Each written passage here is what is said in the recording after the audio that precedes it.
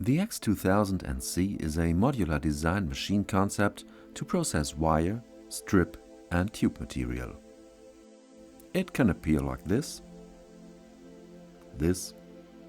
or completely different. It all starts with a 2-meter work wall with T-grooves and base plate with a switch cabinet for the PLC system. You can choose if the material supply is done by a buffer magazine or a decoiler. In case of a decoiler, the X2000NC will be equipped with a roller feeder and wire straightener.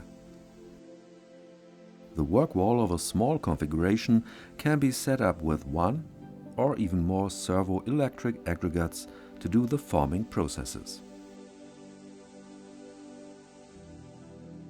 The finished part will be ejected at the end of the machine.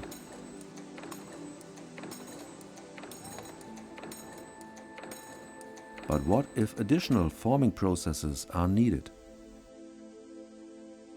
Well, we simply extend the work wall, configure a series of stations and link them with our transfer system.